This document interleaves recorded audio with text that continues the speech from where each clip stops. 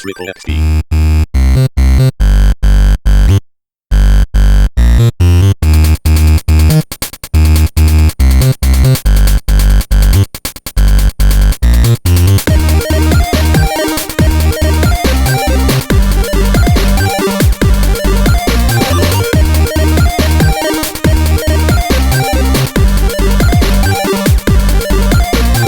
Triple XP. You should start each episode with like the punchline of a joke. Just we the missed first punchline. half of it. Just the Just the punchline. punchline. No, Mike, honestly, start whenever. Yeah, I've started. Obviously, of course you fucking have. Yeah. Such a prick. Right, anyway, on to the bullshit. Welcome to Triple XP. This is episode 7. I'm Shane, and this is Mike. Hello. And this week we have with us Cheese. Hello. You can find us on all the usual places, YouTube, Spotify, all the other podcasty spots. Just go look us up, Triple XP, you know where to find us. On this week's episode, Cyberpunk faces further delays. Mike gives us his views on Ghost Runner, and we discuss our most anticipated games right now.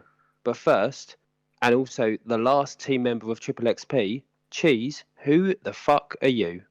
That's a wonderful question. I've been asking myself that for 28 years now.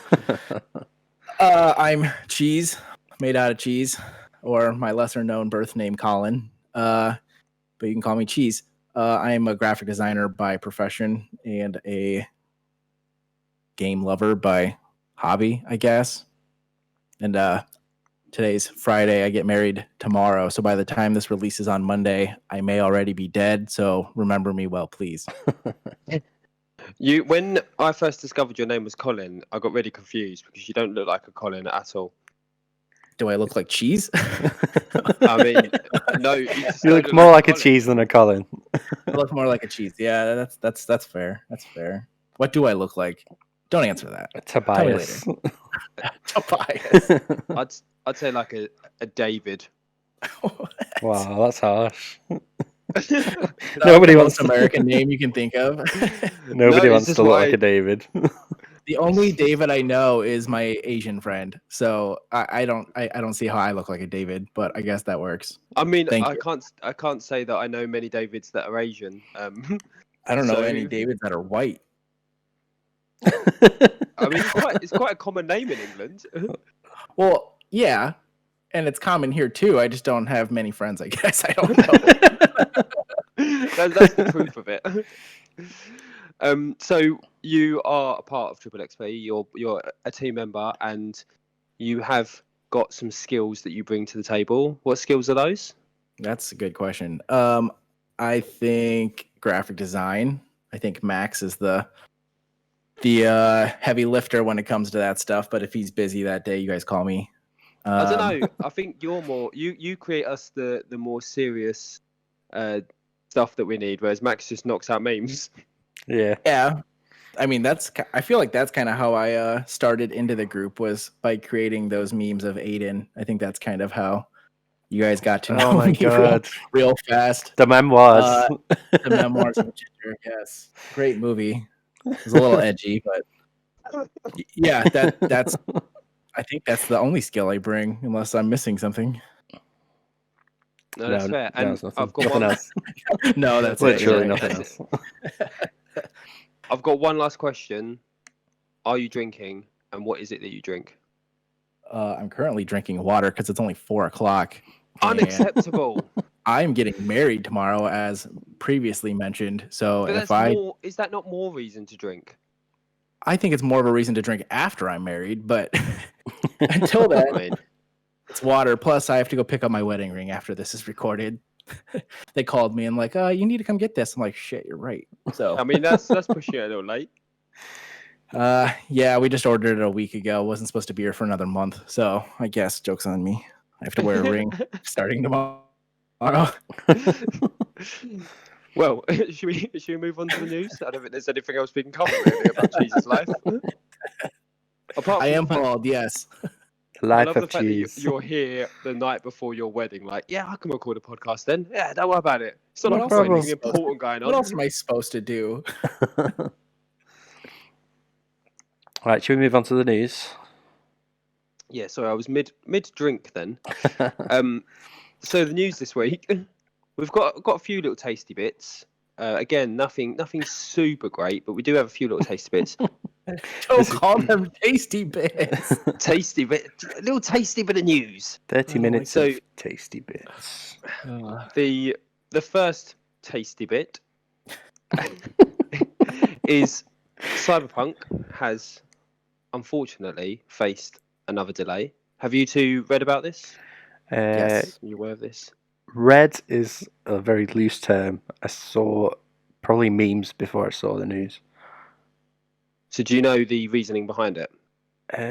No. So what is I it? don't think I know. Yeah. Either. So essentially, they released a statement saying that they're going to have to push it back by around 3 weeks to 10th of December. The core statement was basically that they are optimizing for 5 or 6 different units now, because they've got the PS4, PS4 Pro, PS5, the Xbox One X, the Xbox Series S, and the Xbox Series X, and I'm assuming the one. No, I don't know. I get confused by what Xboxes there are. But that's 6 in itself. The X, So- the S, the Series S, the Series XS, the 1, the 2. The Series I don't know, XXL. they're Like, I very don't know what's confusing. going on. So essentially, yeah, they've turned around and said, yeah, we've gone gold. It's good to go, but we want to make sure it's optimized perfectly for each console. And because each console is not vastly different, but different enough for it to make a difference in optimizing, they are holding it back by 3 weeks to make sure that everybody that plays it gets the best experience they possibly can.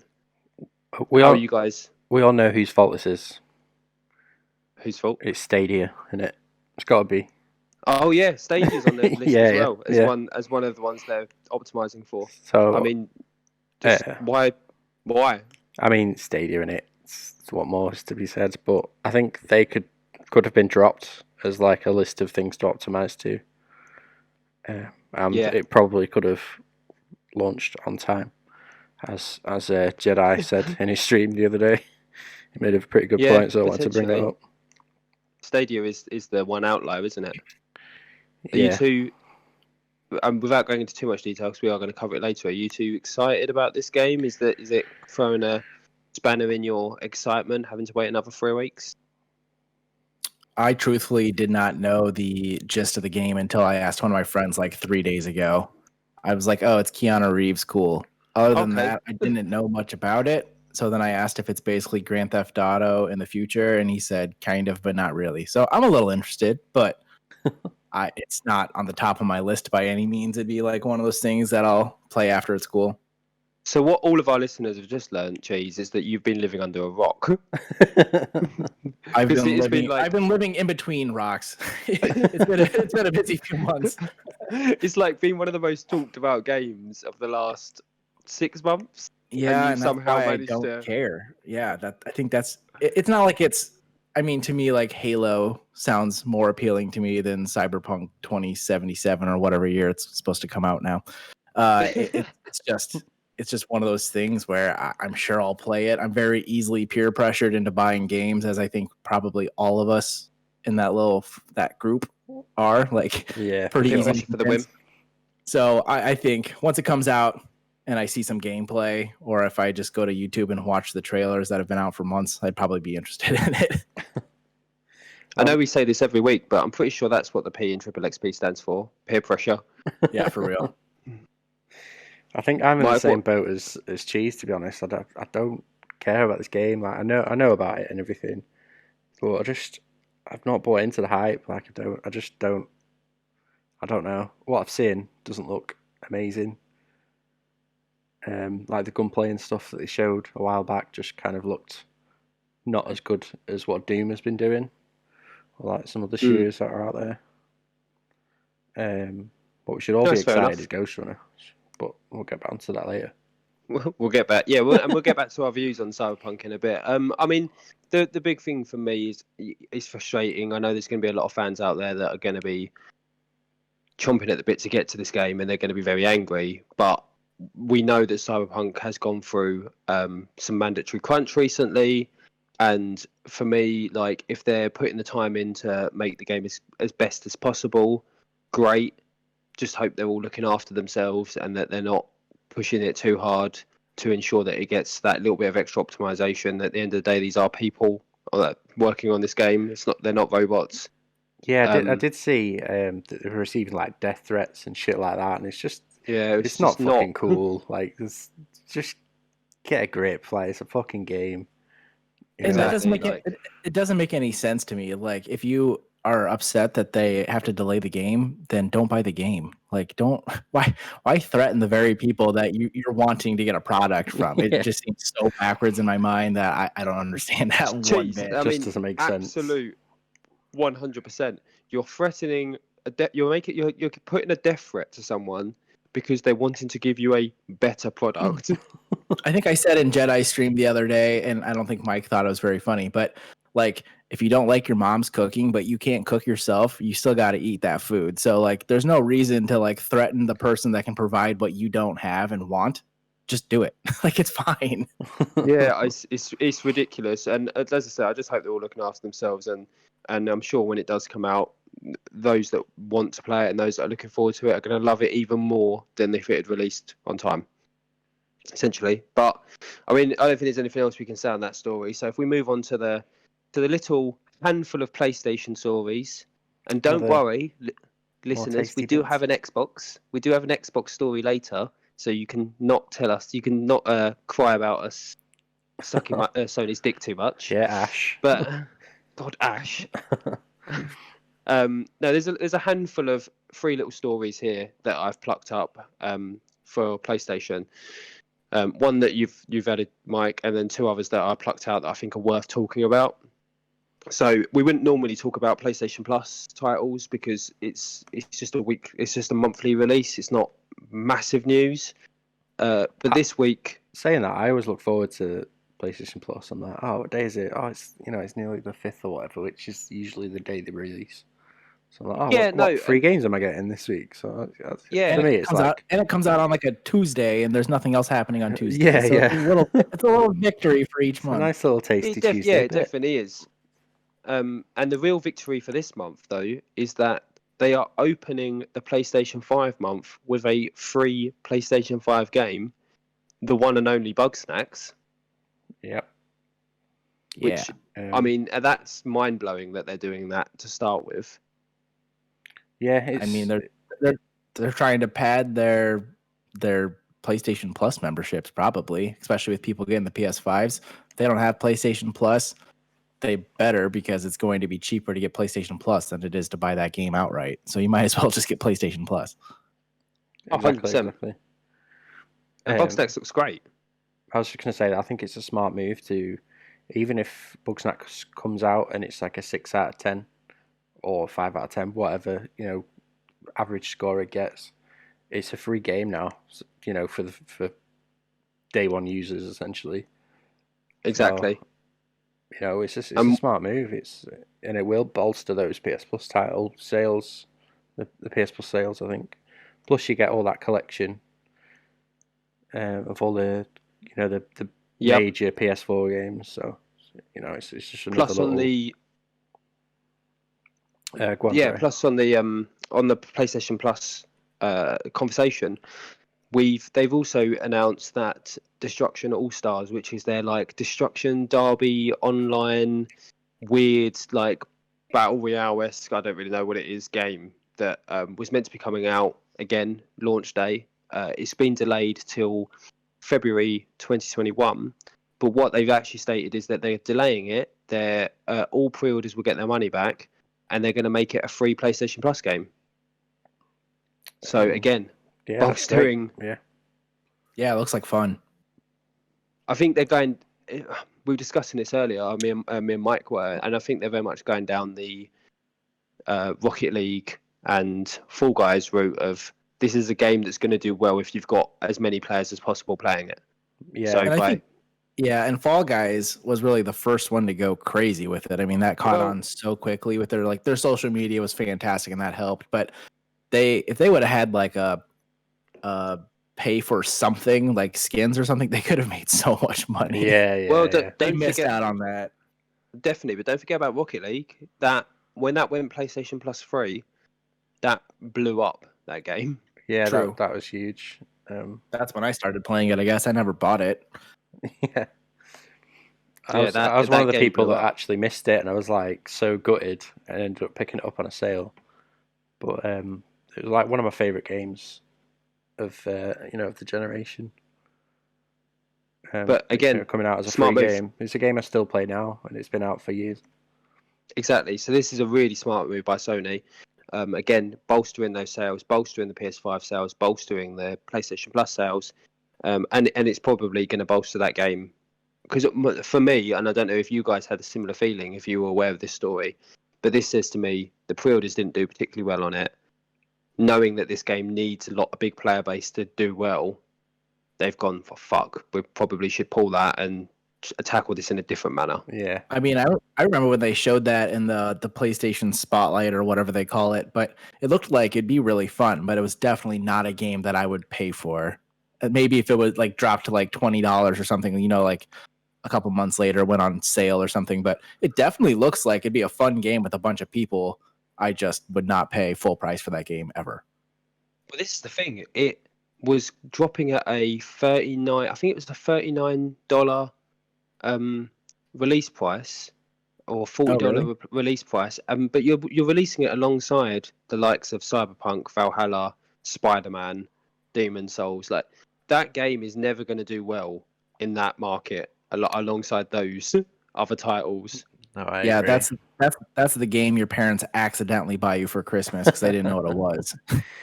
Yeah, Exactly. It's the game that nobody's excited for, but now everyone's got it. People. It's the be only one playing left it, on the so- shelf, so that's what you get.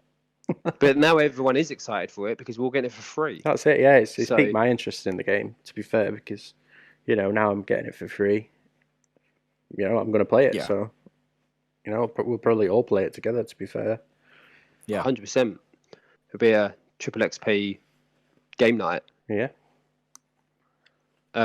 So also on the PlayStation front, there were two other little bits of information that came out. So the PlayStation Store rolled out, and it is rolling out right now. I know, Mike, you haven't got it yet. Cheese, have No. you been on the new PlayStation app yet? Yeah, actually, I was on it about 45 seconds ago. I got the update yesterday. It's nice, isn't it? It's very smooth. I still think there's a Mm. couple of things that are a little odd with it in terms of user interface, but yeah, it's definitely. It looks like it should have for the last several years. Finally, Yeah. So for anyone listening who doesn't know or doesn't use PlayStation, the PlayStation app for phones and for mobile devices has always been a bit hit and miss since it launched for since with PS3 and That's putting it PS4. lightly. It was fucking dog shit. It was a shit app. Yeah, it was dog shit. But now they've really, they've kind of taken that view that they've done with the PlayStation UI and just made it really sleek. Yeah. Everything sort of flows much nicer. But it looks it's really useful easy to now as see. well. Oh, definitely. You can see your friends online with ease. You can track trophies with ease. You can now, as well as purchasing the game and downloading it onto your console, like you used to be able to, where you purchase it straight away, you can now actually go into your library and download a game. So if you're out and about with your other half and Strongback texts you and says, "Oh, do you want to play some Battlefield 1 later?" and you haven't got it installed, while you're out and about, you could literally go onto your phone, dig out Battlefield 1 and tell your PS5 to install it for you. Yeah. So when you got home, you're ready to go. That's something I constantly need to do as well. Is Yeah. download away from home, like something I don't take advantage of. couldn't you do that Probably, before? You could with new purchases, but I don't think you could do it with your whole library, or at least if you could, it was clunky as fuck. Oh, it was incredibly clunky. I mean, the entire app was clunky. It's like you'd click on something and then a browser window would open up and then Yeah. it would take forever to load. And then it would just be like a browser inside of a browser inside of a browser. And Oh. it would not work ever. The worst. But the one really, really big feature of this app that they brought out, which a lot of people have been asking for a long time, and we actually spoke about this on a previous episode, is that you can now join a PlayStation party chat from your phone, which is about fucking time. Yeah, that's a pretty good feature because you see your friends online, you're in a party, whatever, you jump in, have a chat to them or whatever, even if you're not playing games. Like, that's something I do quite regularly. Is if I'm not playing a game, I'll just sit in a party chat with with Aaron or yourself, Shane. Like, Yeah, just sit there, doing something on my laptop or whatever, but chatting away. Like, I think Sony And, are feeding into this ecosystem now where it's like you're not always about playing games, and it feels like there's more of a community feel to it now, which which PlayStation's always had, but now they're getting on top of it with the UI and stuff. I think it works well. no, definitely. And I was just thinking, like, how many times have we been playing something, and one of our internets has cut out, and then we have to text each other and waiting for it, and the idea that you can just jump back straight into the party from your phone and be like, "Oh, sorry, lads, internet's cut out. I'll be back in 5 minutes." Yeah. That sort of thing is just going to be really useful. Yeah. Really handy. No one missing out. No. And the last PlayStation story, and I threw this in specifically because I know that Sarah and JB will be interested, and but anyone out there with VR who doesn't know this is gonna need to know this. So essentially, if you remember when they announced the information around how backwards compatibility worked, there was a little snippet of information in there that I raised in one of our previous podcasts around the PlayStation VR would need a special adapter for the camera to be able to work with the PS5. The assumption at that point was that the adapter would automatically come with the console and it would just be something that just comes in the box. That is not the case. So to get to your adapter, you have to be a VR owner, and then you go to PlayStation Support, I think the website is. I've got it up so I can actually tell you what it is. You go to PlayStation Support website, the customer support, and you request your adapter by placing the serial number at the back of your VR processing box into it, providing your address, and then they send you it out. So they're only sending them to people who have VR consoles, VR units. Yeah, I mean, it's a workaround. It's kind of shitty that they haven't just made a slot for the VR to go in, but they've got this free workaround, so at least you don't have to pay for it, I guess. Exactly, and it's not an issue, but I can imagine.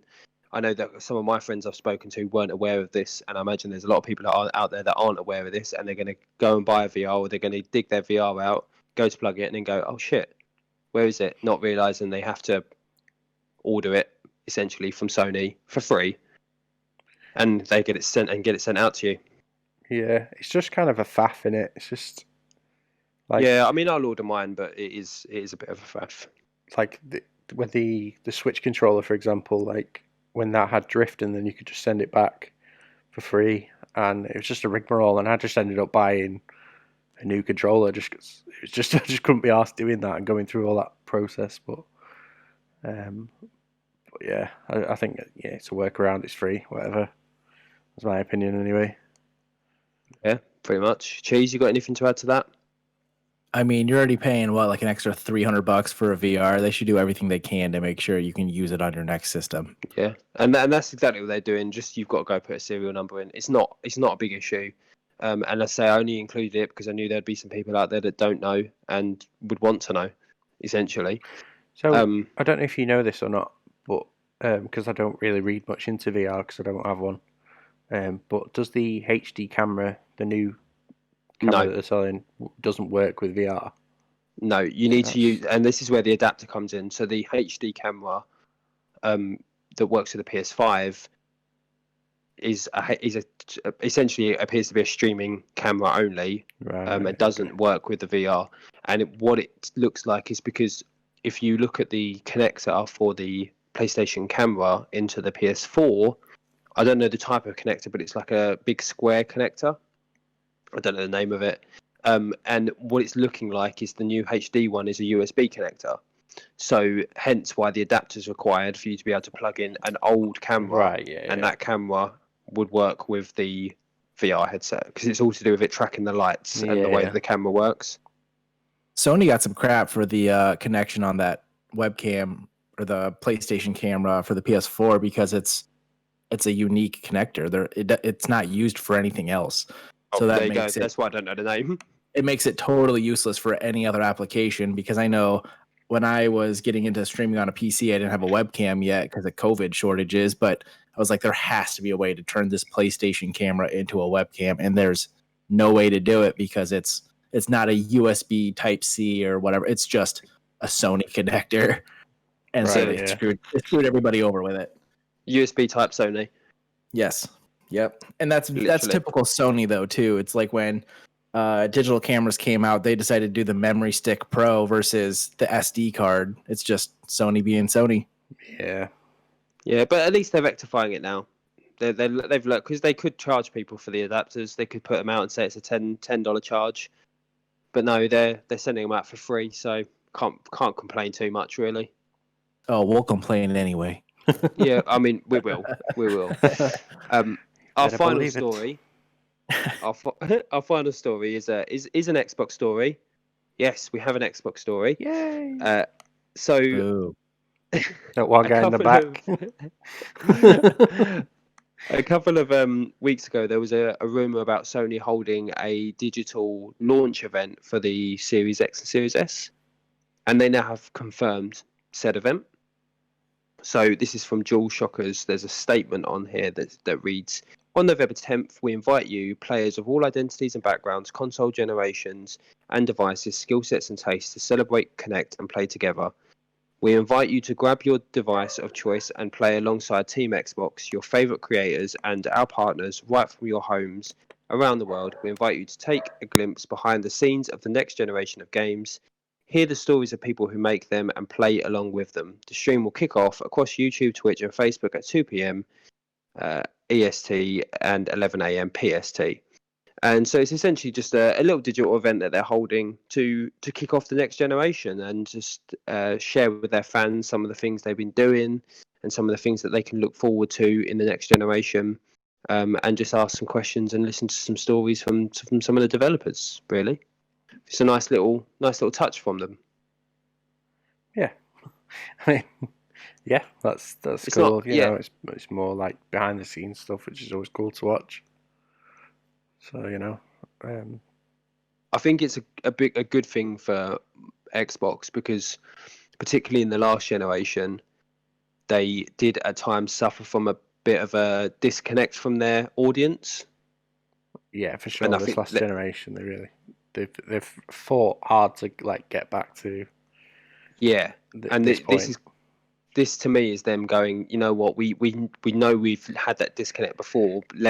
We've worked towards getting it back. Let's continue that momentum of reconnecting with our audience, reconnecting with our fans, and making sure that they know we are there to connect with them. Yeah, what's your take on it, Cheese? I mean, I used to be, I think, Mike, you were this way too. I used to be an Xbox 360 owner, and I loved Xbox, and I had an original Xbox, and I was hardcore into that Xbox ecosystem for a while until I think I bought a PS3 later on. And I was just thinking about this too, because I saw, I'm rereading the article right now, how the Xbox boss said that he'd be open to bringing Game Pass to Switch and PS4. I don't know if you guys saw that or not. He said this like 3 Yeah. days ago. No, I've not seen that. So But it's very interesting because Xbox does a lot of things right. I mean, Game Pass is fantastic. I love it. I have Game Pass on my PC, but I don't own an Xbox, and I probably won't either ever again or for quite some time. But like, I don't get how Xbox is struggling so much when PS5, the console itself is pretty, I mean, it's comparable to the new Xboxes. It's just, I don't get why Because they did so many. PlayStation did- kills it. Well, I mean, at least with the last generation, Xbox did so much stuff wrong to start with. Yes, they're doing the right things now. Phil Spencer's really turned it around. But at the beginning of the generation, they did a lot of things wrong, and it lost a lot of their fan base loyalty. That was big. I'm trying to remember why I had no interest in the Xbox One. I don't remember what it was about the PS4 that was like, that's the console I need. I think it was just kind of my friends decided to jump ship, and so all of my wonderful Xbox Live friends on my 360 Mm. went to Sony, and then I was just like, well, I'm not going to buy an Xbox and play by myself then. So I think peer pressure, as we all have discussed already, Yeah. was a huge factor in that. But once you got to PlayStation, it was just like a safe option. It's not amazing, but it's consistent, and there have been no issues with PlayStation really since they had that giant hack 8 years ago or whatever that was. Yeah. Yeah, but that's an outside force. And if you remember when Right. the Xbox One X or One or whichever one it was that was announced, it was a media hub machine that could play TV and video games at the same time. It would lock the discs to your console so you couldn't trade them in or sell them or pass them to friends. It was an always online console. You physically couldn't use it if it wasn't online. It would always be listening, and it would only operate by a voice. Like, there were so many things that they got wrong at the beginning that people were like, no, we don't want any of that. Just get rid of all of that, take it away. And then they've slowly taken it back and gone, yeah, no, we fucked up. It's funny that you mentioned how I was always listening, because I had two roommates at this one place I lived at. One of them was my best friend who had a PlayStation with me, and then our other roommate had an Xbox One. And it would be like the middle of the night, and we would just hear through our very thin walls, Xbox, turn on. And we're like, oh God, here we go. So the joke became, after a while, this guy's fiance would come over, and he'd be like, oh yeah, it works first time every time, Xbox on, and nothing would happen. And we go, Xbox on, and it wouldn't work. And then his fiance goes, I'll try it. Xbox on, and it would turn on. We're like, what the hell is happening? Please stop talking. It was super annoying. But I mean, if you think about it, though, that was pretty ahead of its time, because now we have Alexa and we have Google Minis and we have all this stuff that you have to talk to. Sony or Xbox just did it first on a huge scale and annoyed everybody, so that didn't help. Yeah, I think the difference. After you, Mike. All right, just with Xbox, I think they had the right vision. They just fucking executed it really in the wrong manner. Like with always online now, like 90% of console sales. Well, it's a figure I pulled out of my head, but on my system, 90% of my games are digital. I've bought them online, and I'm constantly on the store, buying games like that, because that's like just the way it goes now. That's just the future. And that's the way it's heading. And they saw that, but at the time when they came out with this always online and you'll be constantly connected and all this, and the camera that watched you all the time. Yeah, and it's just like it just came out the wrong way. And I love this. There's an edit of Don Matrick, who was the head of Xbox at the time. Where he comes out and he's like, it's just cut together the E3 showing, and it's like TV, sports, TV and sports, and there's like no games in there. It's just like it's just a funny edit. I love it. And then to your point about the Alexa. Oh yeah, go on. I know. I agree with you, Cheese. Yes, they did do it first. The difference being, though, if you're buying an Alexa, you're buying a device specifically because it listens to you and talks to you. You're not buying a video game console. Right. True. And that's where I think the big difference lies. Yes, if you want a device that listens to you, you will go and buy an Alexa. If you want a video game console, you're buying something to play video games on. Yeah, that's true. I think maybe they were combining things. Yeah, I think they were combining things that nobody was asking for them to combine. It's like buying the microwave that has Alexa built into it. Like, what's the point of that? Yeah, it's cool, but like that's totally unnecessary. So having a game system that you can talk to, you have a controller. There's no point. Exactly. But that's it for the news. I mean, there's pretty much nothing else worth talking about this week. I just feel like we should not hate on Xbox so much. Just been saying like we have been doing. They've done so much wrong, but now they've turned it around. And they are doing everything right. And Game Pass is good. I'm not a big fan of it because I don't like the games that are on there. I don't think they're amazing. But I'm shit talking again. I can't help it. No, but Xbox they're doing good things. Yeah. Phil Spencer has done amazing work for them, and he's really turned the company around. They've definitely turned a lot of heads side, for sure. 100%. And the new console, like I was discussing this about PS5 the other day with someone, and the thing is, PS5 is a very, very good looking console, but it's not practical. The Xbox, yes, it's a little bit more bland looking, but it's practical as fuck. It fits in. It meets the IKEA shelf challenge. Yeah. The PS5 doesn't meet any fucking shelf challenge at the moment. There's literally nothing you can put that bloody thing on. I feel like the PS5 is designed more for Murder, because you can beat someone to death with it. It's so heavy and big. I mean, there's not much difference in the weight. There's like £2 between the two, you know. Huh? Is there? Yeah, it's really not much. The Xbox is very compact then. Yeah, but I feel like PlayStation's is like designed to make the airflow like better and stuff. 100%. You know, they had that whole like tear down the video. PS4 having such a massive issue with it sounding like a fucking jet engine. Yeah. I love this argument too, because it's kind of like back in the day when Samsung and Apple were coming out with the supersized phones, and people are like, that won't fit in our pockets. It's like, well, then don't buy it. It's just one of those things. Like, what do you want a PlayStation that's the size of your Nintendo Switch and you can play your games and it's great, or do you want a PlayStation for $500, not to mention, that is going to work very well and efficiently, and it's going to keep your console hopefully in good shape for several years, versus with the PS2, you had to end up getting the Slim because the laser went out, wouldn't read blue discs. PS3, I know my disc tray went out. PS4 sounds like it's going to explode in my house, so I had to buy a new one. I mean, each PlayStation has had an issue. Yeah. So I don't give a shit what this thing looks like. I just want it to work and work well, and I don't want to buy another one. This is the thing, like as Mike said, yeah, we've done a bit of shit talking on Xbox over the years, and Xbox are doing a really good job of turning it around now. But look back to when the PS3 launched, and what a fucking shit show that was. Yeah, it was rough. Like, and I mean the fact that it was so overpriced, and then they even came out and were like, well, if you want our console, just get a second job. Just get another job. If you want to buy our console, just get another job.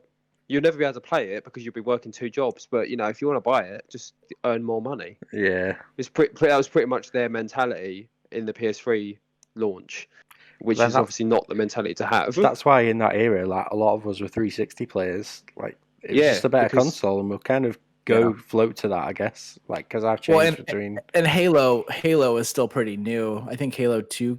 I don't know if Halo 2 came out for the original Xbox. I think it did. But like Halo 3 and Reach and ODST and all those games for 360 were so much fun. Yeah. I mean, Xbox Live was a much bigger deal at that point than PlayStation Plus or whatever they used to call it. Yeah.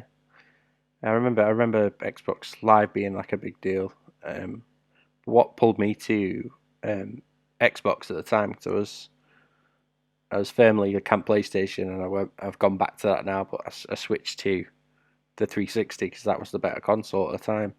But what pulled me over was Mass Effect and Fable, I think, as well. And you know, if Xbox can bring those kinds of games, like not necessarily those games, but those types of games that have these like rich stories and stuff, with all these like new studios that they bought out and stuff, if they can, you know, bring those back in and get those games out that have these awesome stories, then I'll probably, it'll turn my head and I might end up going back into like Xbox over PlayStation. We don't know. The thing is, it's different as well though for us now as 3 fully grown adult men who earn our own money now, and can afford. Like the thing is, we talk about going back. For most of us, it's not an option of going back and forward, because the likelihood is we can own both if we wanted to own both. And if the Xbox just does a good deal when there are games we want to play on it, we'll likely just end up buying that as well as the PS5, or vice versa. It's not what it was like when we were in our late teens or early 20s, where we're working a shit job and getting barely any money for it, and was like, well, I can only buy one console because I can only afford one console. Yeah, and honestly, if I didn't have a PC, I probably would buy an Xbox and a PS5. But since Game Pass ultimately comes down to exclusives, but if I can play Halo on my PC, I don't need to buy an Xbox anytime soon. Yeah, that's the big kicker as well. Is because for me, I'm invested in PlayStation with all the trophy system, and because I love trophy hunting. All my friends are playing that. But like, I think the Game Pass is a good deal, and then if I can later down the line, the choice between having like Xbox or a gaming PC, I'll pick a gaming PC. It might cost more, but I think it's better in the long run because you get more options with it. Well, yeah, and it's still a computer that you can use. Exactly, $1,000 on a computer nowadays is nothing if you buy like a MacBook. So to spend $1,000 and build a console and a normal computer, that's a pretty great deal. Yeah, I do think it's going to be interesting how Sony plays off the idea of their own Game Pass. They haven't really done it quite yet, and I think the CEO of Sony said they'd never do it because it's not a sustainable option for them. But putting on all the PlayStation hit games or whatever, that's going to be very interesting. But again, they don't have to take any risks and try their own Game Pass type method if they're already killing it in the video game console war. So Microsoft has basically two consoles. They have PC gaming and they have the Xbox. So unless Sony, which they have talked about doing more PC like exclusives or like making their PlayStation exclusives accessible on a PC, that would be interesting. I mean, to that, technically, if you think about it, they've got 3 separate gaming markets because you've got xCloud as well, which is available on like any device that it can run on. Is that the mobile thing? Yeah. It's, Okay. Game Pass. See, on I don't know basically much anything. about that. But I mean, we're getting sidetracked into shit talking about the console war. Console that war. We fucking hate anyway, that we're not about. So It's just should we interesting move to on? talk about, but we'll move on. It does come up every week though. Should we steadily move on to what we've been playing this week? And Cheese, as always, as our guest, you get to go first. Okay. So this week I have been playing Among Us for the first time, really, with a group of friends. Some of you, actually, not you, Shane, but Mike's played with us. Hazy, those guys. Are you saying that we're not friends? If we were, you would have played with us. I've been working in fairness. And then one of my buddies just got a gaming PC, so I jumped back into World of Warcraft. Other than that, I've been playing Tony Hawk 1 and 2 Remastered still, because that game is phenomenal. But that's what I've been playing. So, out of those, which have you had the most fun with? Among Us is great fun. I mean, you have to play with the right people, and you kind of have to know them, I think, a little bit. Yeah, so it's interesting. When we played that, like when we played, Hazy is a horrible liar. I've discovered, like her voice changes. So if you're listening to this, I still hate you. But if you play with randoms and they're not in chat, it's not fun at all. It's like, oh, I saw White do this thing. It's like, okay, cool. Yeah, I mean, it's a social game, isn't it? It's a party game. It's yeah, it's not a game Cards I play Against with random Humanity. people. It's that kind of game. Yep, and the more people you have, the more fun too, I think. Yeah. One imposter with 4 crewmates is okay if you know them, but like 2 imposters and 8 crewmates, that's a lot of fun. Yeah. And you can be a little drunk and still play. That's cool. Yeah, it's really simple and it's about like holding your like people's perception of you. You've got to like get kind of like, if they know you, like me and Hazy and like we all know each other quite well. It kind of lends to like that. So like if I come in too aggressive, people pick up on that, and you kind of have to have this weird sort of like balancing act of like trying to play it cool, especially if you're the imposter, like. I do have a lot of fun playing it, to be fair, and I'm probably going to play some more after we've recorded this. Yeah, and your personality can give away a lot too. Like I like to talk a lot, and so if I'm all of a sudden quiet after they found a body, then I'm instantly a suspect. Or Ryan, when we played even yesterday, he would not stop talking. We're like, okay, we've clearly established that when he talks a lot, he's suspicious and he's probably the imposter. Well, we went like 3 rounds without following our own logic, and he ended up being the imposter. So yeah, every there are time. very clear signs sometimes, and it's a fun game. There's just lots of strategy to it, and it's a good game for a bunch of friends to play on a weekend or a weeknight and drink a little bit and hang out. Yeah, I have a question. agreed. Go on. Not for Among Us, but Tony Hawk, what's your most impressive trick that you've pulled off so far? Well, it'd have to be a combo.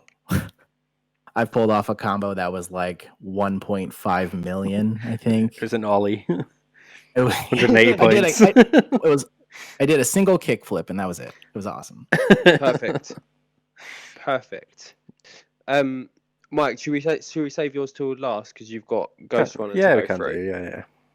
I've not got much to talk about this week. Again, I've not even got a TV show to talk about this week. Very little from me. I picked up the demo for Tools. No news, no games. What are you even doing here, man? Hey now. I'm running the Evernote. Are you? Pulling the strings from the Evernote. Exactly. I'm the fucking puppet master. No, so I picked up the demo for Tools Up, and a friend of mine popped round from work on Monday, and we had a good go on the demo. And if you've not seen this game yet, it's basically like Overcooked, Okay. except you're decorating a house.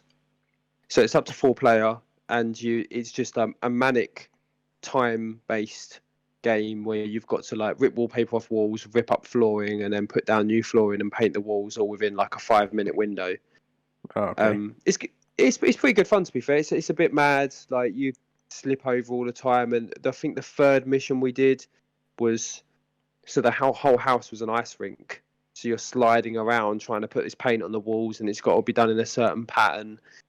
And no, it's a solid bit of fun. You have a blueprint, so there's a blueprint on the floor, and then all the tools that you need.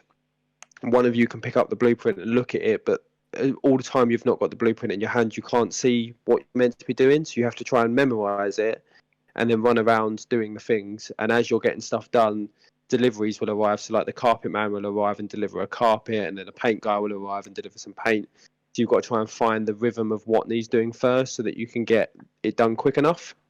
We pretty much worked our way through the whole demo. That was pretty fun. It sounds incredibly stressful. Having fixed up a house, I'm stressed out right now. I'm triggered.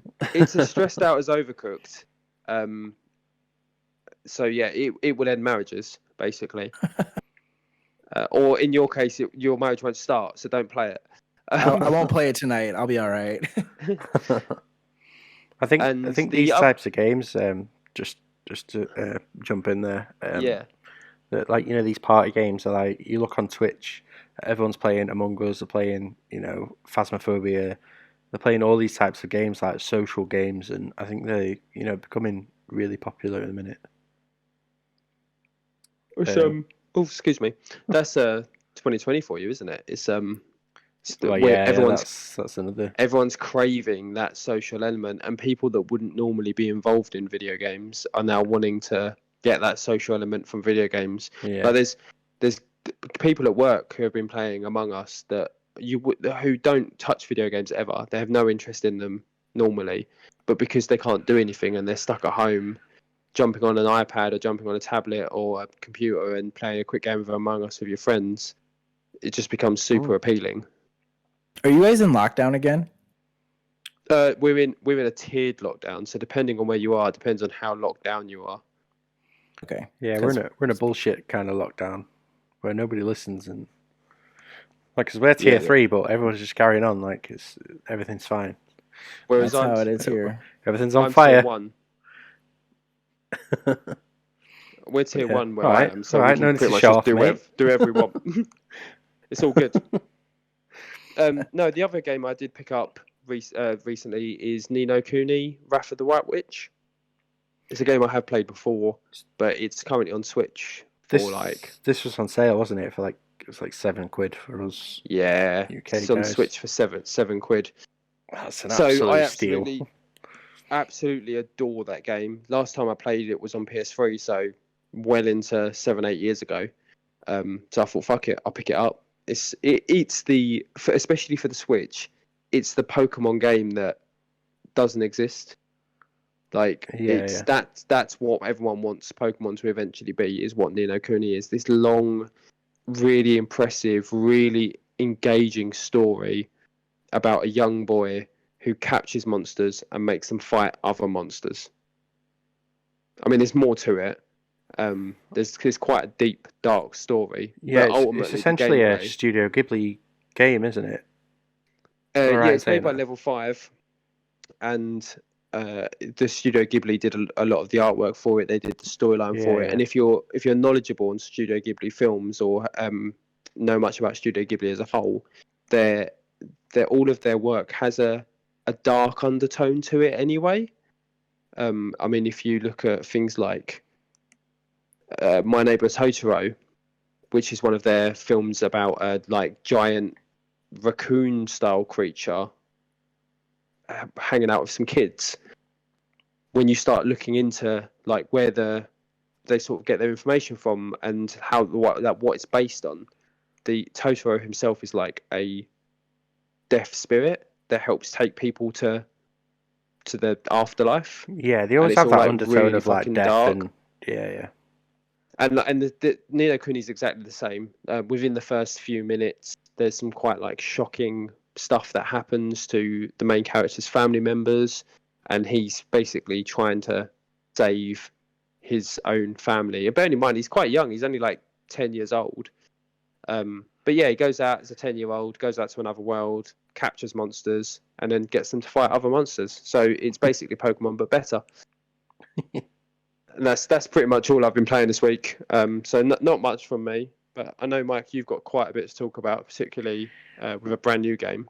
Yeah, there's a few of them that I've been playing today. I've been playing this week. I've had a pretty busy week when it comes to gaming, and also I've managed to finish off Mandalorian, which I think we'll talk about at another point when everyone's kind of watched that new episode. I still haven't watched season 1. Yeah, no worries. But yeah, it's pretty good. But we'll talk about that again another time. But I've been playing Trine, and Cheese, have you heard of Trine at all? You know what it is? It sounds familiar, but not enough. Like I've never played it. So it's kind of like this platforming puzzle game. Where you'll kind of run along and solve puzzles in the world.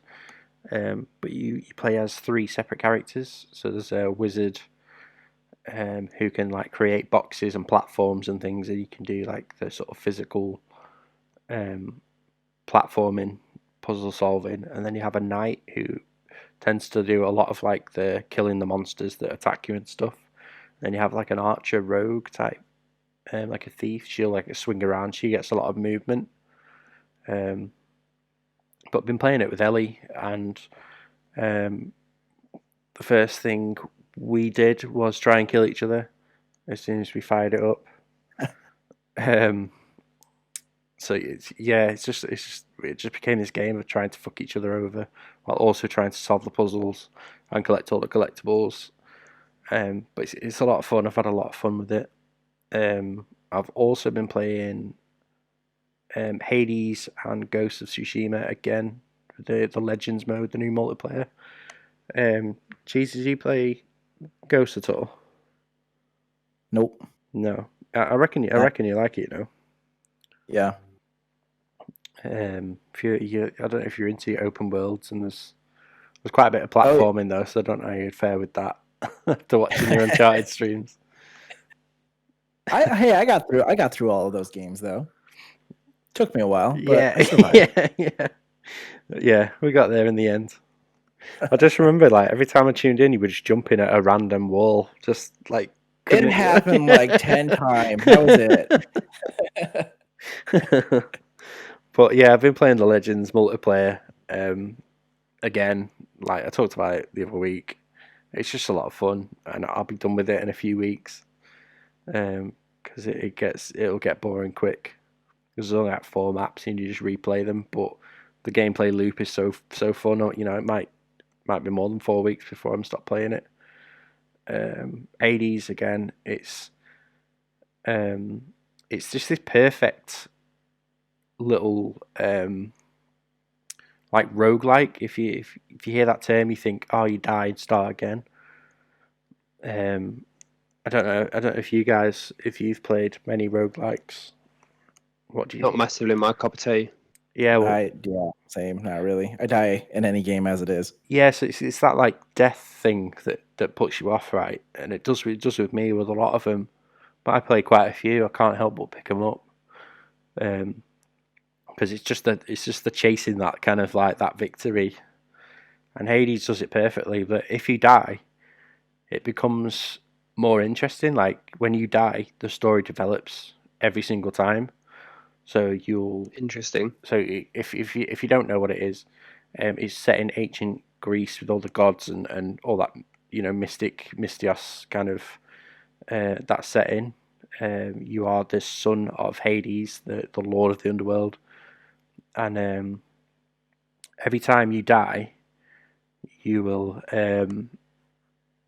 be sent back to Hades. You're trying to escape from hell, essentially. So you'll go through, all the levels of hell or whatever. You get sent back to the beginning. You'll start again. But every time you do, you interact with the characters, and they tell you little bits about themselves, about the world, and the story just develops, and it just keeps you going. Like, because every time you get sent back, because not every single character is there, so you'll be like, oh, where's this character? What are they doing? And then there'll be little snippets of story, and then you go out and you'll fight through, and you'll get a little bit further each time, because it's one of those games where it's not totally punishing, where it will send you right back to absolutely nothing. You'll start over again from scratch.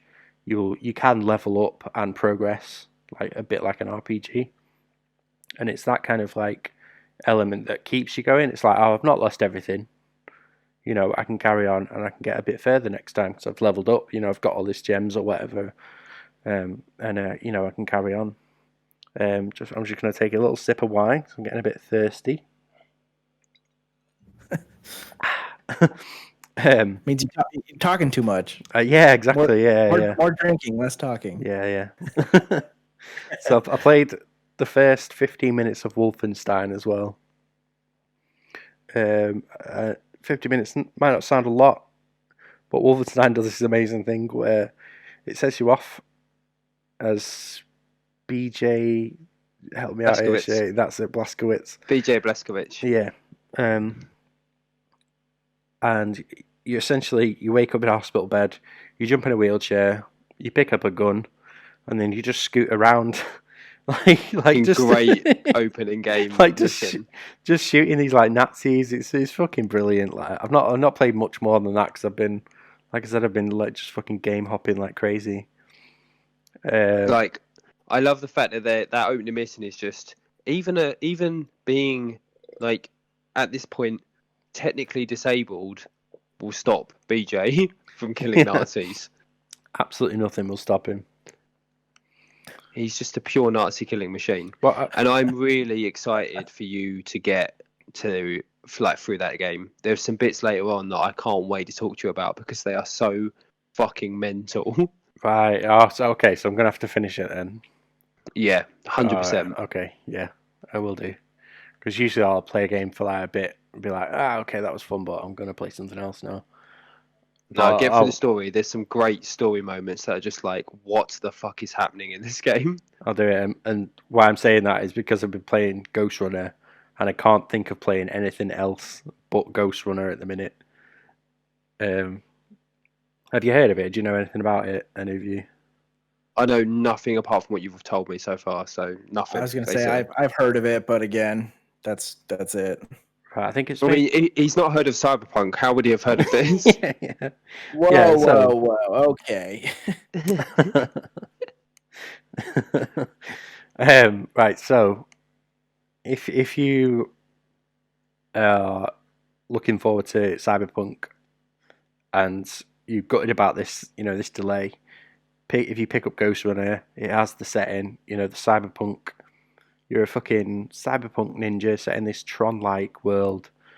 This game has like so many influences that I've seen. I've played it for a good couple of hours today, and I don't want to play anything else. I'm just hooked on this. But I think I saw something about this game because it said like Mirror's Edge goes cyberpunk. yeah, so it's that free running type of movement. First person. Yeah, so you're first person, you're a ninja, you have a sword, and That sounds but- kind of cool. yeah, it is. It's. I mean, who doesn't love ninjas? Who doesn't love cyberpunk? Right. You when it opens up, you literally drop onto a guy, you stab him in the head, then the game begins, and then it's like you are this. It's kind of a weak storyline, but the gameplay just murders that. It doesn't matter about the story really.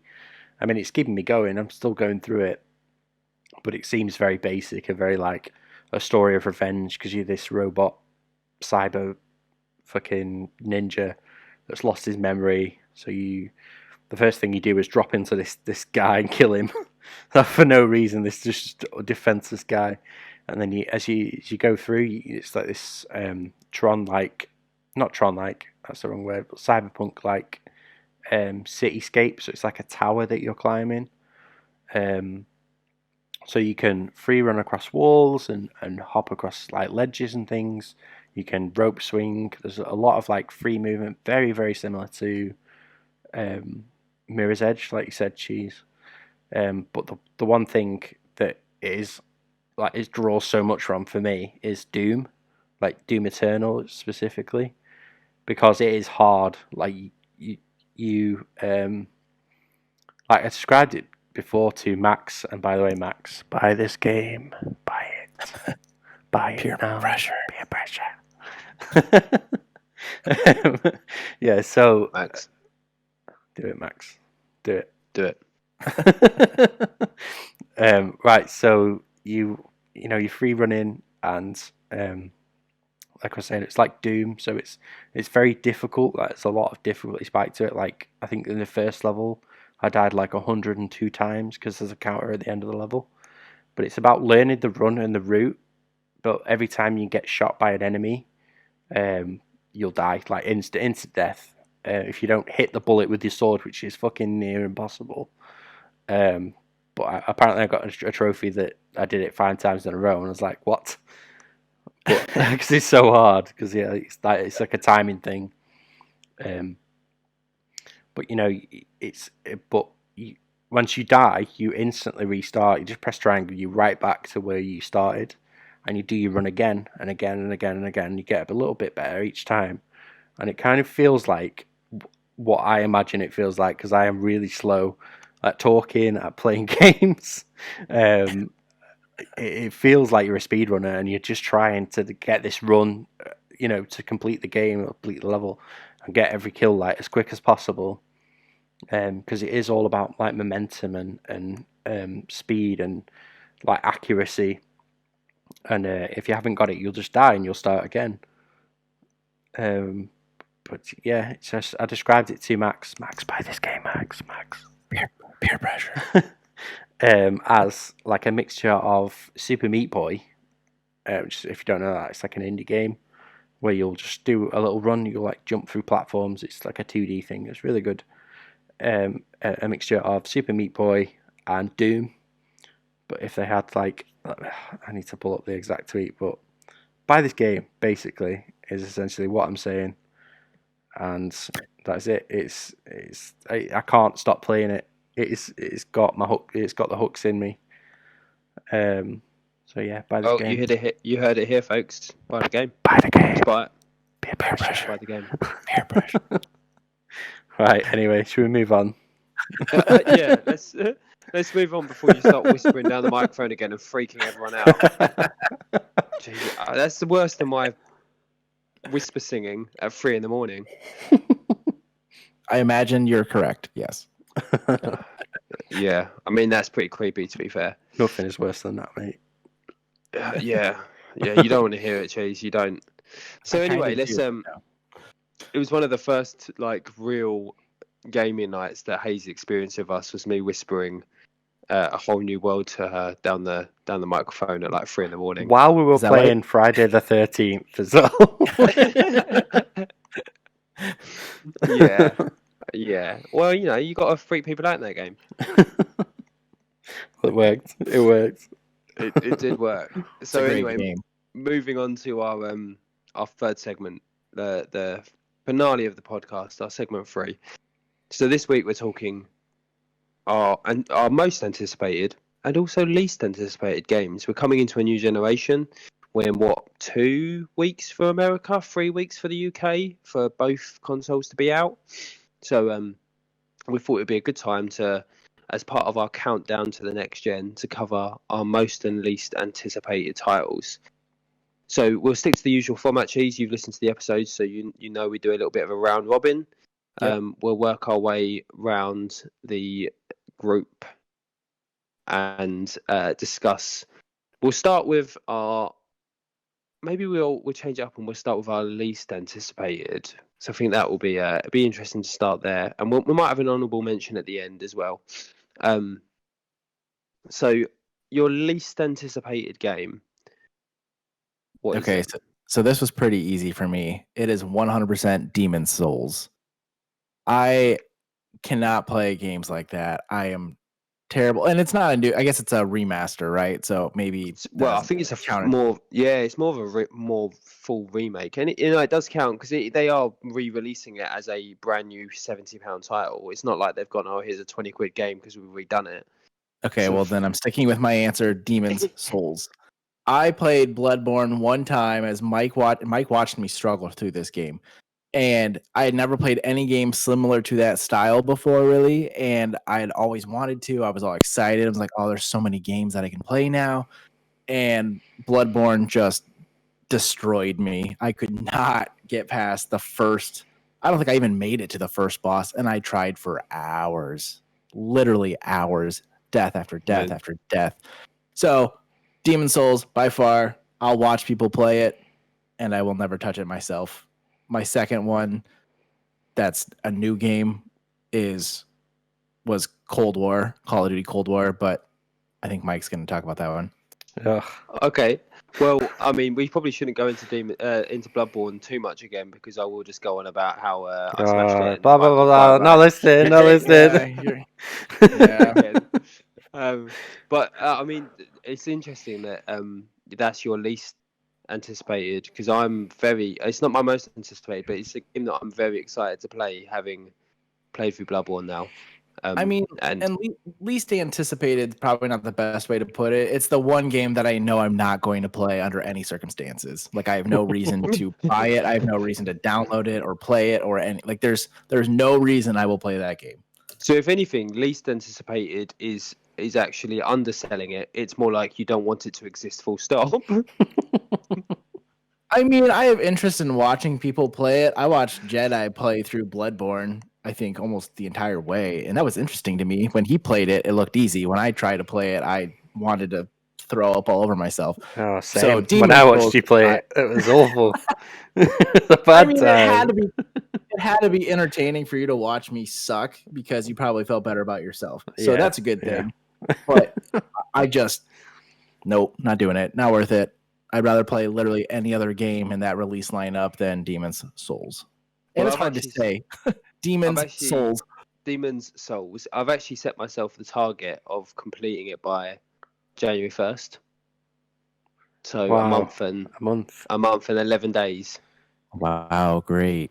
Bearing in mind, I'll also be playing Valhalla, Cyberpunk, Spider-Man. One of those games is going to suck your time, and it won't be Demon's Souls, I don't think. I don't think it'll be Spider-Man either. I think I'll be talking about what it will be very soon. Mike, what's your least anticipated? And I see you wrote two. We're not having this now. Pick one. So, what is your least? So my first game I'm going to talk about is Godfall. So yeah, Godfall is it looks like the most middle of the road game I've ever seen. The combat looks boring, the setting looks boring. So yeah, just looks dull. I'm just not about it. That was on my list too. Yeah, one of my bottom games. Just not about that life. Same. It looks like it could be like the Order 1886 or 81 or whatever the year was. I don't know, but that werewolf game that came out on PS4 when it's like that launch lineup kind of shitty game where they're like, oh look, but technical things it can do, and it's just a shit game, but like it's just like more of a showcase of what the PlayStation is, like a tech demo. But Yeah, I yeah, can it's a see good that. fall. And COD Cold War. I'm just done with that game, and we had this chat before, Shane. That, like people expect me to buy it because I've bought it every year. I've fallen in that trap every year, but this year is different. Like I'm not doing it. No. Until we get to January 1st, I won't believe. Yeah, and everyone's like, "Oh, jump on COD! Oh, we're having a well good time on COD." I jump on and I fucking hate it, and I paid fucking not £60 anymore, but it's £70 now because that's the price of PS5 games. But then, why So didn't just you get fucking call mad. on our good friends The absolute Boom- boys. at Boomerang and get them to drop you a rental copy for a week, play a couple of online games, remember that you fucking hate COD, and then send it back, safe in the money, in the knowledge you've barely lost any money. This is a good shout. And I this think is I'd rather play probably well done. Bloodborne. I think I'd rather play Bloodborne again than play another Call of Duty game. Well, I played about to see this the alpha or the beta, and it just looked really fucking janky. And it played shit, and just the graphics looked shit, and it didn't pull me back to that era where it was supposed to be like Black Ops, 1. It didn't drag me back to them, which was like the pinnacle. It was like Black Ops 1 and Modern Warfare 2 were like the fucking height of COD. They were like that was peak COD. But it's just not there. It's just not the same anymore. I'm done. Yeah, I mean, I've never been a fan of COD anyway, mainly because I'm not very good at them. But Yeah, but COD was that like that that hurtful ex-girlfriend that you always went back to because she told you she still loved you, and then it's like no. But it's the same thing over and over. Like, Exactly. why don't they do Yeah. like Call of Duty Civil War or Call of Duty Trojan War? I don't know. Like, do something new, and then maybe I'll look at it again. Call But of until Duty- then, it's another game I'm gonna suck at. Call of Duty Trojan War just opens with you jumping out of the Trojan horse and just stabbing everyone with your spears. Wouldn't that be amazing? I would 1000% buy that game. I mean, I feel like the multiplayer would be a bit different if you've only got short range. I mean, Melee there's way weapons. less. Yeah, and there's way less like armor and stuff. You got to choose what color your loincloth is. But I mean, I don't want to play those games anymore. Yeah. You jump out the Trojan horse and 360 no scope arrow fucking Troy. Helen of Troy. Achilles straight in the heel. I mean, we laugh, but we know that that's what Strongback would do. Yeah, oh yeah. Just And then teabag immediately after. But why couldn't 100%. that game be successful if it was the same Call of Duty model? I mean, I guess you'd be kind of stunted with your technology and stuff, but like it's literally the same thing over and over. It's a very specific formula that they stick to. You could do so much with that. Yeah. Make it Yeah. just change it up. I mean, they could make probably 10 shit games and still have plenty of money. Like at this point, 100%. it's just keeping up because people want to play something shiny and new. Oh, in this game, you get a dog to follow you around. That's cool, but I'm not buying it. Yeah. I will say though that the Modern Warfare remake or sequel or prequel or whatever it was, the last Modern Warfare game that came out, the campaign was fucking superb. It was so good. The campaigns are fun. I will give them Yeah, that, but yeah. I'm just past the point of spending $60 for an 8-hour Yeah. campaign. Yeah. And the way You know I what? see it as well now, Can I just Warzone's say- free. Can I just say that you know what else is 8 hours long? Ghost Runner. Buy it now. We're not sponsored by Ghost Runner, by the way. Just put that out there. I mean, at this rate, we We might as well be. Yeah, with the Call of Duty element as well. Like you've got Warzone now; it's free. So, But it still sucks. yeah, but my point Oh, yeah. being, for someone like me who fucking hates COD, I can get that when I have that moment of, oh, I'm tempted to play a COD game, even though I fucking hate it. I can just boot up Warzone, do one game, and then remember instantly that I fucking hate Yeah. COD and I should never have those feelings again. Well, the Warzone links into Cold War as well because you can actually play it from the beta screen, or you could. You can. Yeah, And it I have played links in, so- the Halloween event for Warzone, and I fucking hate it. So, it hasn't changed anything on my view of Call of Duty. I think Call of Duty is a very well-made game, particularly Warzone. I think it's a very well-made battle royale. We can all remember that time that I won and carried the team to victory. No, I don't remember that. That sounds fake. Yeah. I mean, there's a video of it. It exists. Sounds like it didn't happen. I mean, it did. There's video evidence on the internet, and if it's on the internet, then it's real. So anyway, Shane. That's how it So works. anyway, what's your least So, anticipated game? But before I move on to my least anticipated game, Yeah, well, to I talk just- more about my victories. no, I don't want to talk about my I victory. Ghost Runner. I just want to talk about something that happened earlier, because we just spoke about Aaron jumping out of the Trojan horse and 360 no-scoping someone in the Achilles heel. And just for cheese, for your sake, just to show how cocky Aaron or Strongback is sometimes, we were playing Rainbow earlier, and one of the characters killed me, to which he went and hunted him down, downed him, and then followed him around the car park saying, how do you want me to kill him, Shane? What do you want me to do? Do you want me to stick some C4 to him? Do you want me to just beat him? Do you want me to headshot him? And I was like, Aaron, I don't care, just kill him. To which he threw the C4 down, then decided, no, I didn't want to kill him with C4, picked it back up again to then headshot him, teabag him, and leave. That's just like psychotic cat and mouse. Honestly, My God. You know what? just following him round the car park. Because I heard this live, and I didn't realise how funny it actually was until you just retold it. Just the fucking audacity. Honestly, like the rest of the game, it's not even like it was the last guy. There were still other people about, and he was just like, "No, I'm just So- fucking following this guy around a car park just to toy with him." Please choose a death for this guy. Amazing.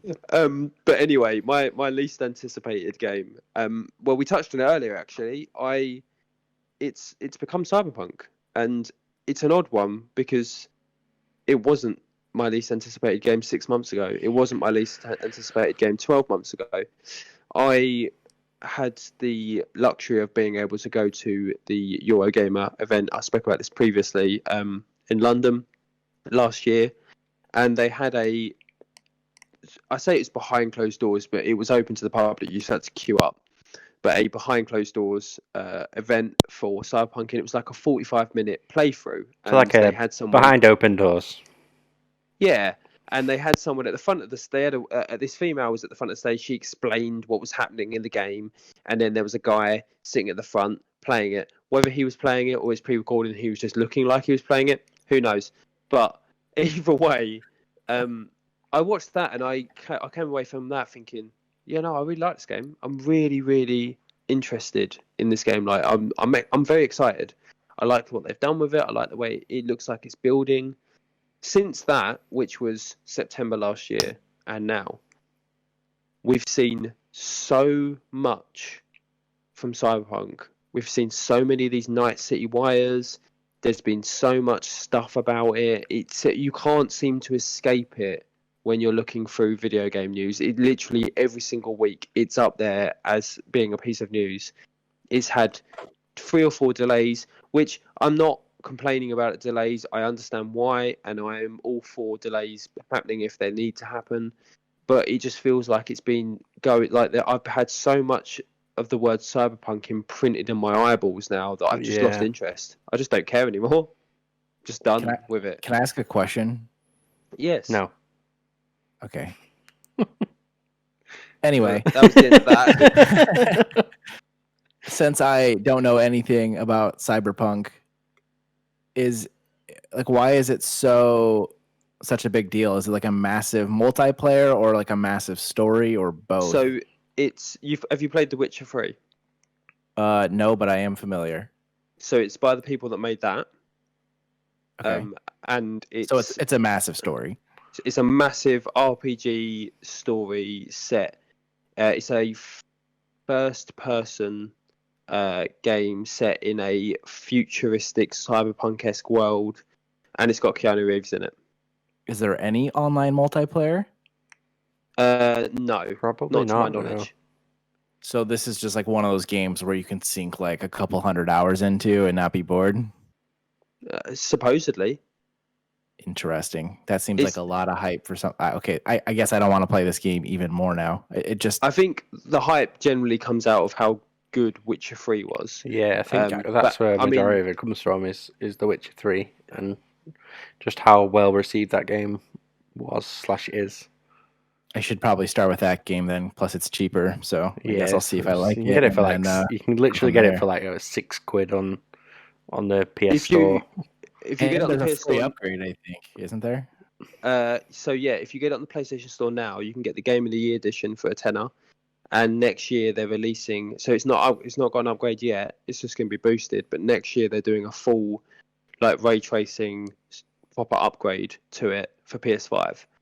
So I've bought it in anticipation, and I'm going to complete it for like the 5th time because I don't know what people complain about. It's really easy to complete, and it takes about 20 hours. Did you just say for the 5th time? Yeah, 100%. Hang on, did you say you completed The Witcher? Yeah, 5 times. I've completed it 5 times, mate. Oh, do you mean you played it to the Red Baron?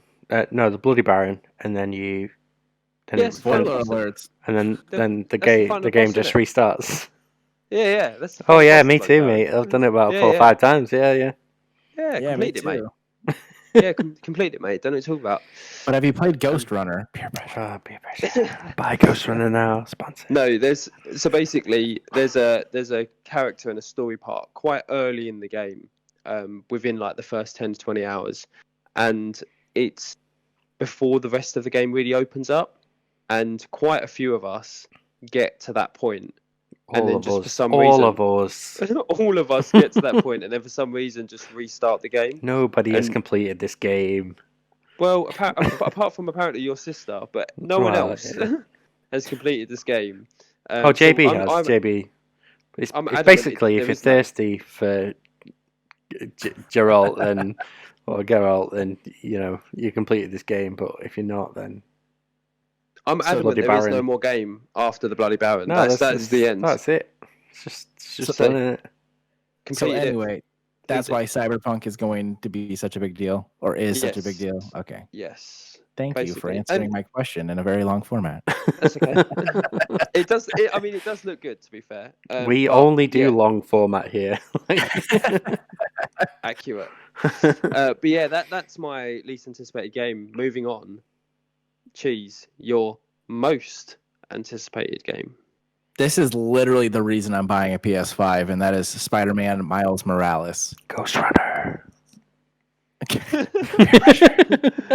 Have you? The Have you s- Spider-Man game on PS4 is easily my favorite game I've ever played, start to finish. I loved every bit of it, every little collectible, every side mission. It was fantastic. And so when they announced this one, I was like, okay, take my money. It's over. Yeah. Fine. It's over. Have you Um, seen the new? Have you seen the new outfit that they've announced today? For it? Yeah, the Spider-Verse suit, which is Yeah. amazing. so And good. it's at a lower frame rate, so it's got that like janky Yeah. animation style to it. It looks so good. Yeah, and that was an animation technique that Sony actually I think has like patented, Wow. but That's we quite won't get into cool. that. We could talk about that movie forever too. Yeah, Spider-Man Miles Morales. I know it's not going to be a massive game, probably even I think they said not as long as Spider-Man. Well, no, they Not as long as the- Ghost Runner. the I think one of the head directors, he said it was, think of it as Uncharted Lost Legacy, which was about 7 to 10 hours. So it's going to be around that mark, is basically what he said, under 15 hours For the main story or like a completionist run through. for the main story. See, because even like the Spider-Man DLC, that added like 16 hours of gameplay, I think, for me. Yeah. So If not more. I mean, I'll probably shell out and get the deluxe edition or whatever that comes with the Spider-Man remaster, just because I loved that game so much. I'd love to play it again and see what's different. So I guess that's my most anticipated game, my day one game, and They need probably what to. I'm playing a lot of.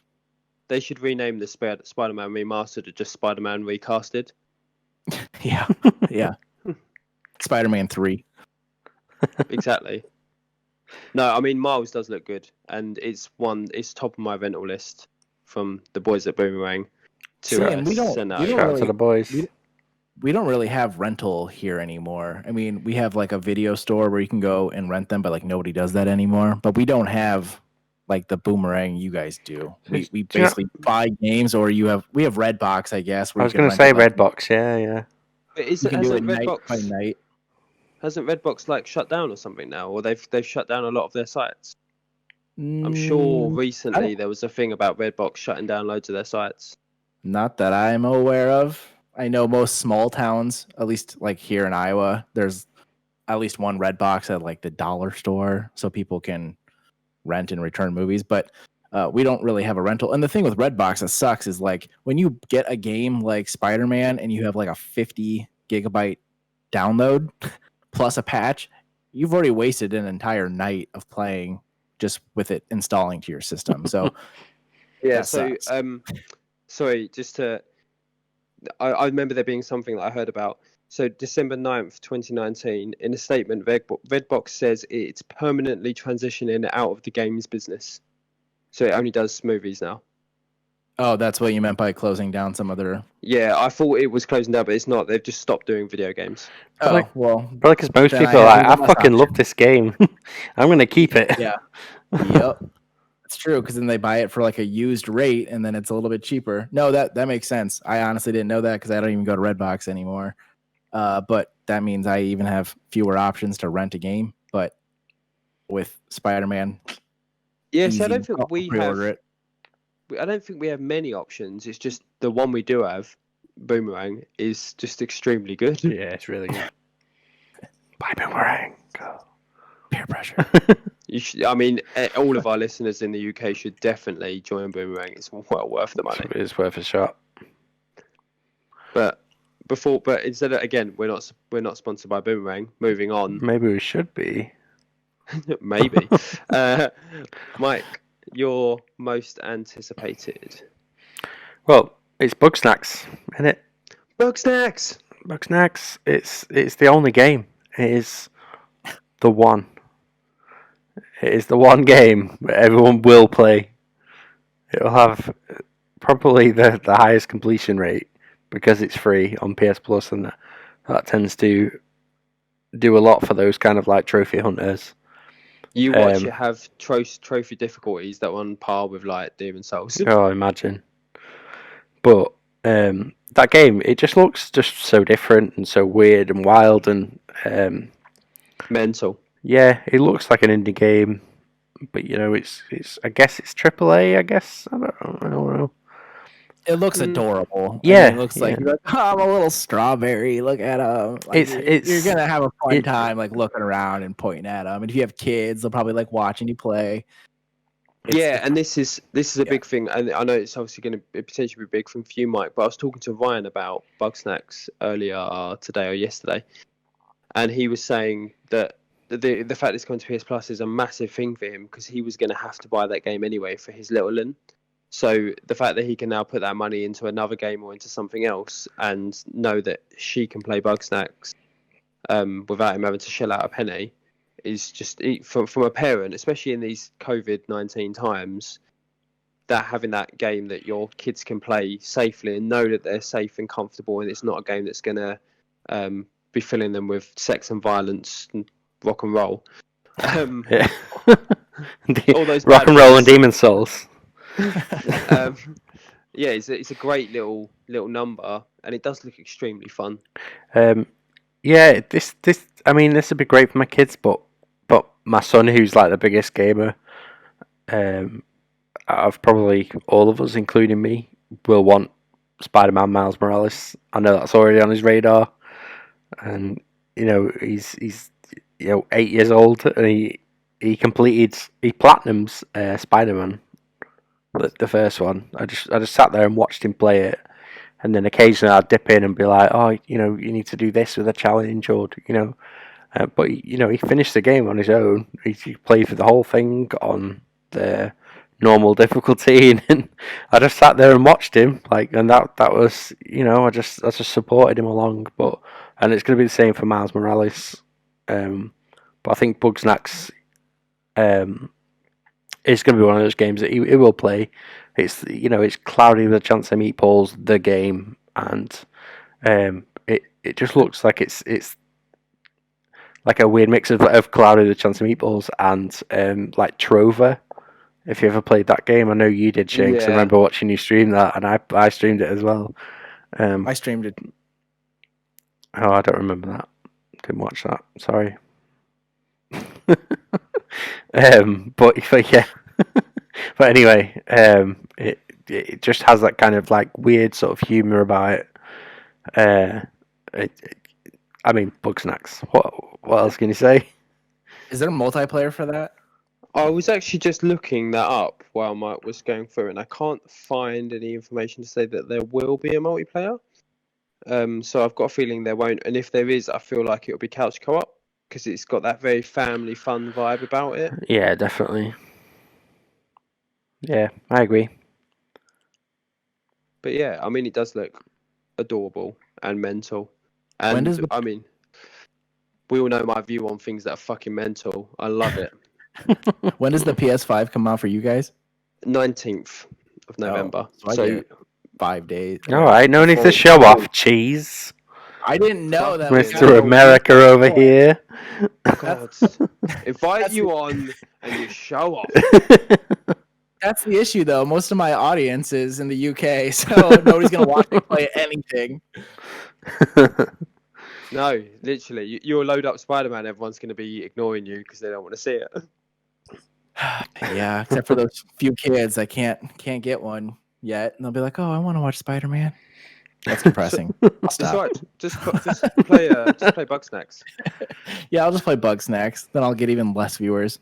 I don't know. I think everyone would tune in for a bit of Bugsnax. I can't imagine it has the most engaging story. I mean, there's gonna be less spoilers than if I was playing Valhalla or Spider-Man. Exactly. I just want to say that the only thing I tune in for is Cheese FM. I'm working on it. Cheese I'm FM working on lives. I don't tune in for many streams at the moment, and I should do more. I should tune in for more, but I'm a very busy man, and I'm very Yeah, needed. playing The Witcher 5 times. You sound really busy. Mate, I can do that in a day. Like, it doesn't take Yeah, long. easy. You know what else you could Easy. be in a day? Ghost Runner. Peer pressure. By now, well. Anyway, £25. moving away from Bugsnax, Whispering, and Ghost Runner. Bugsnax. My Yeah, most go on. Let's talk about you, anticipated game. Shane. Let's talk about me for once. For God's sake, we're never going The to talk puppet about me. master himself.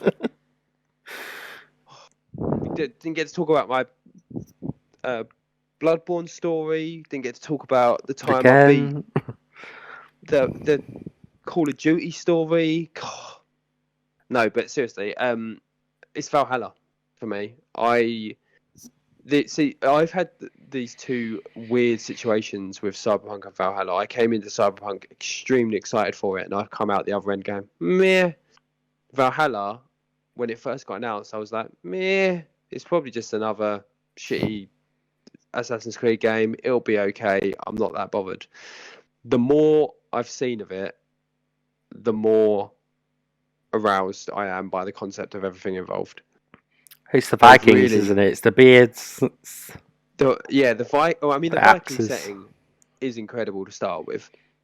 It's But, just an instant win, isn't it? Like, yeah, who doesn't the love fact a that you can Viking? do raids on like other villages, building a settlement. I'm all about building settlements. I love a bit of customization, customizing your personal raid party, customizing the people you're going to use to go and raid and pillage other people. The combat Pillage. looks a good bit of fun. Sorry, that's a random word for me to laugh at. Just the way you said, like, since they're Vikings, they have to pillage. They can't just like visit or like wait. It's They pillage. just pop round for a cup of tea. Oh, that makes me sound psychotic. I'm just laughing toward pillage in the background. Sorry, moving on. I watched a video recently of it was 4 minutes of combat where they've just 4-minute using- pillage video. I've seen that. I've seen that video. Yeah, no, they're just using. It's on a different website though. They're just using dual Pillage shields, and the dual shield combat looks fucking hilarious. Yeah, man. Just I'm all about running up and double like, shields.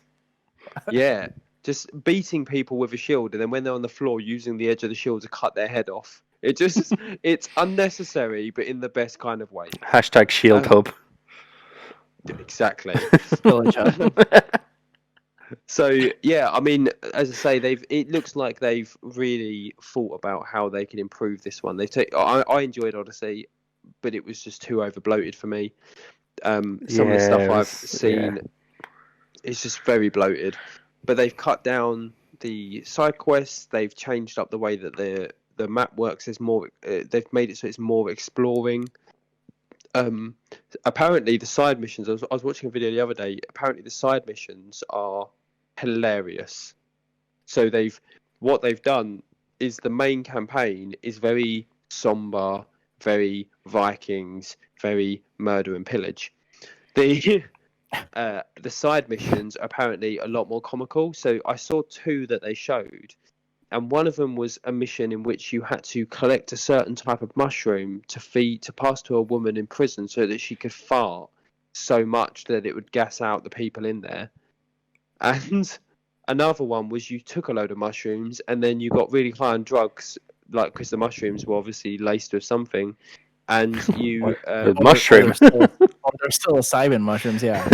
yeah, and you get approached by a seal who talks to you, and then you have to follow the seal through these magical gates.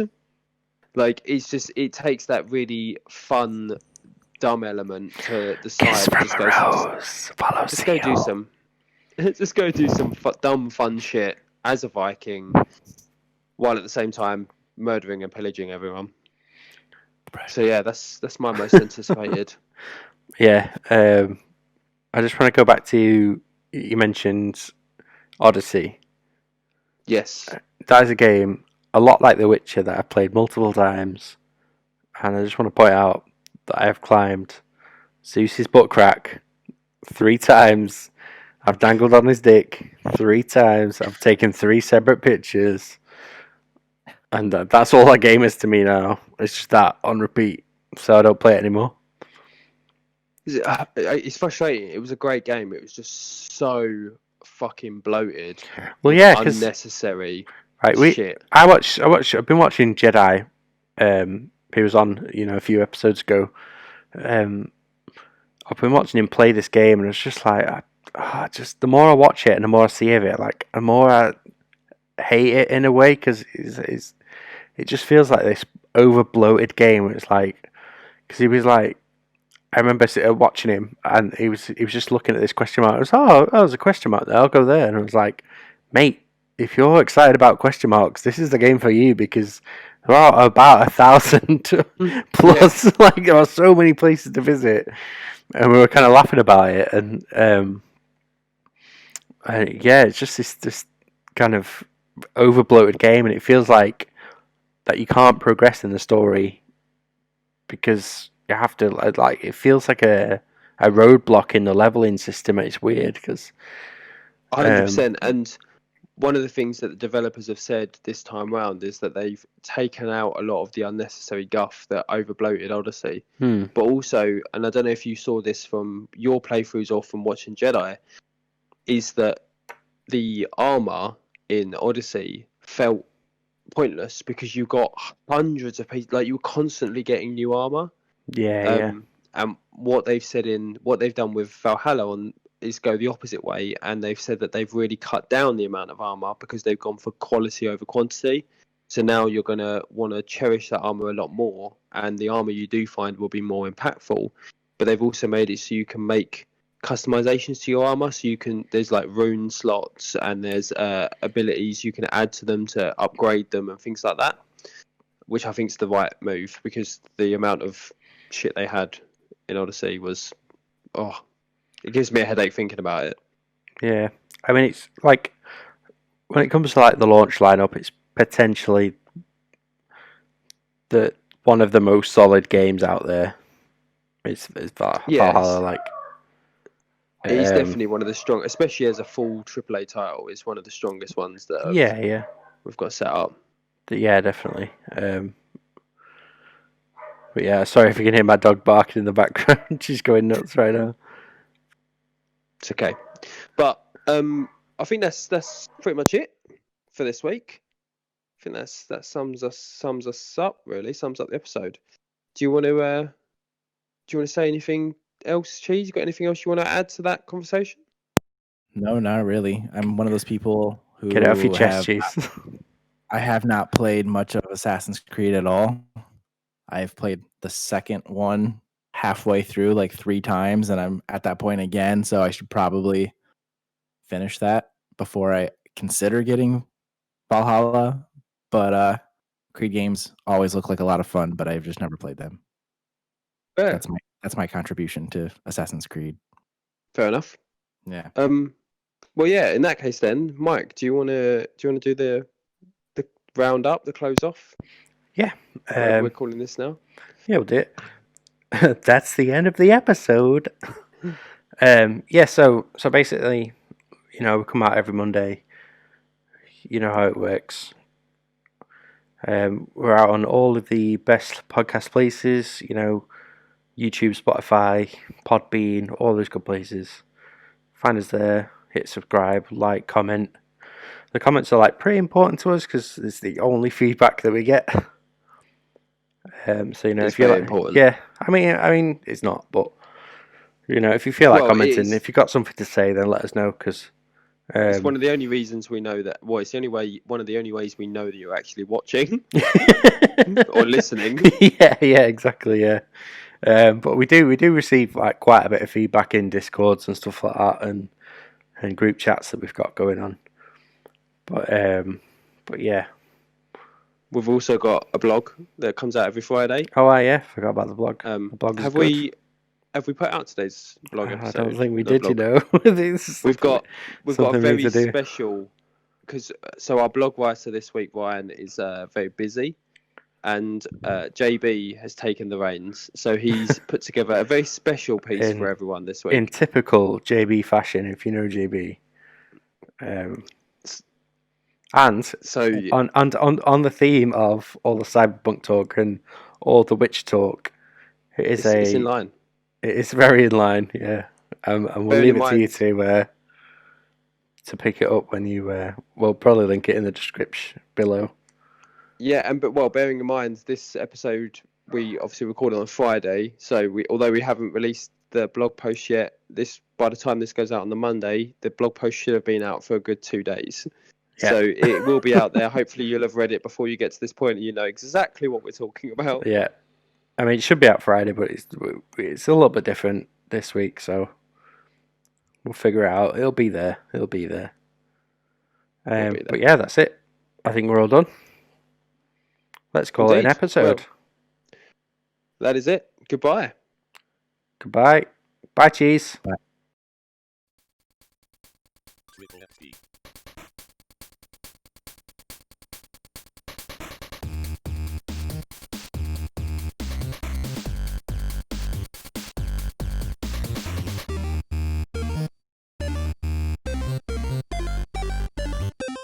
Triple FT.